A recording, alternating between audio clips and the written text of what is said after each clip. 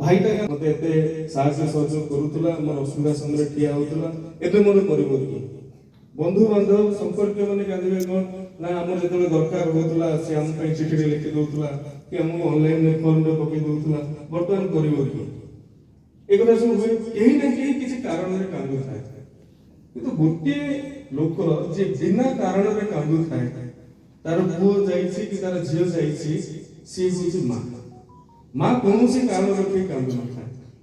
କାହିଁକି ନା ମାର ଯୋଉ ଆନ୍ତରିକତା, ମାର ଯୋଉ ଭଲ ପାଇବା, ତାର ତୁଳନା ନାହିଁ, ତାର କଳନା ନାହିଁ। ସେ ହଉଛି ନୈସର୍ଗିକ ସ୍ୱର୍ଗ। ଜନନୀ ଜନ୍ମଭୂମିଶ୍ଚ ସ୍ୱର୍ଗାଦପି ଗରିୟସୀ।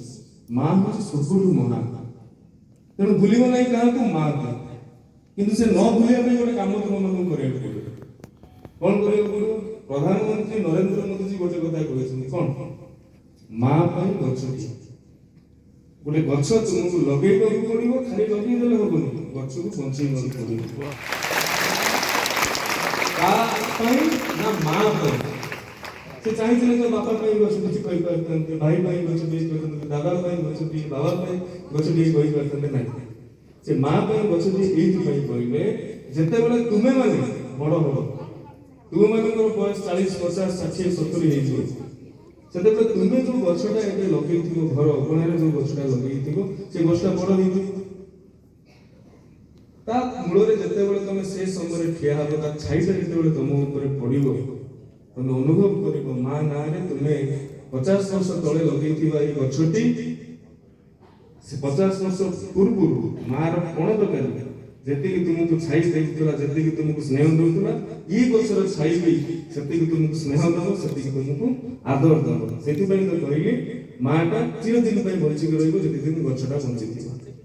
କରିବ ସବୁ, ଗଛଟେ ଲଗେଇବ, ଗଛଟେ ବଞ୍ଚେଇବ। ଇଏ ପ୍ରଥମ କଥା। ଦ୍ୱିତୀୟ କଥା ହେଲା ମାଟି। ମା, ମାଟି। ତୃତୀୟ ହେଲା ମାତୃଭାଷା। ଆମର ମାତୃଭାଷାକୁ ଆମେ ଭୁଲିବାର ନାହିଁ।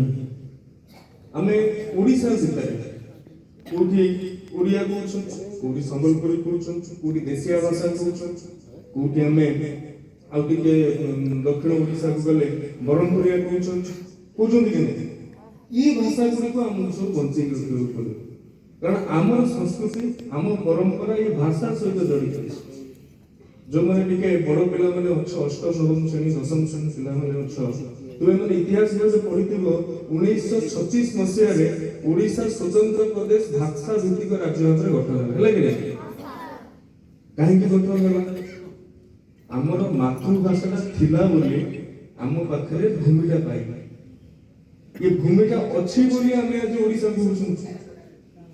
ସେଇଭଳିଆ ଆମର ଏ ଭିତରେ ଯେତେଟା ଆମେ ଭାଷା କହୁଛନ୍ତି, ସେ ଭାଷା ଗୁଡ଼ାକୁ ଆମକୁ ବଞ୍ଚେଇକି ରଖିବାକୁ ପଡ଼ିବ। କେତେବେଳେ ବି ତମେ ମାନେ ଜୀବନରେ ଯେତେ ଉପରକୁ ଯାଅ, କେବେ ବି ନିଜ ମାତୃଭାଷାରେ କଥା ହେବା ପାଇଁ ସଂକୋଚ କରିବ ନାହିଁ।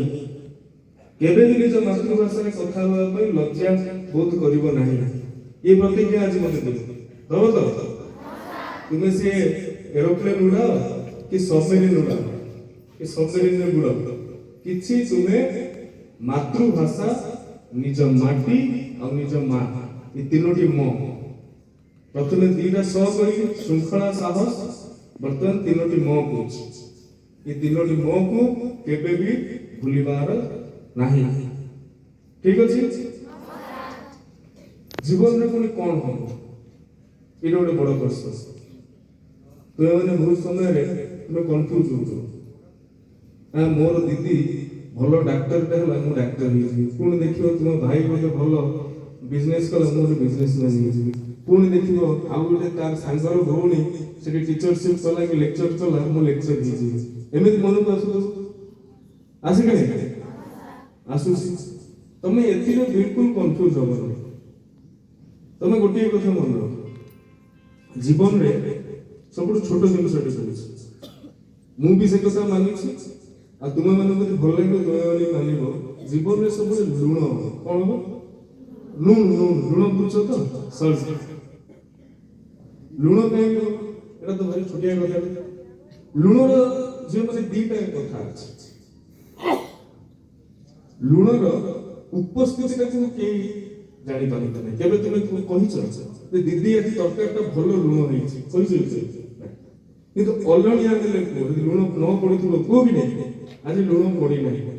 ମାଆକୁ ସେବେଳେ କହୁଛ ମା ଆଜି ଲୁଣ ପଡି ନାହିଁ ତରକାରୀ, କିନ୍ତୁ ଭଲ ଲୁଣ ହେଇଛି କୁହ କି? କୁହ ନାହିଁ। ଲୁଣ ସବୁବେଳେ ନିଜର ଉପସ୍ଥିତିଟା ଜାହିର କରେ ନାହିଁ।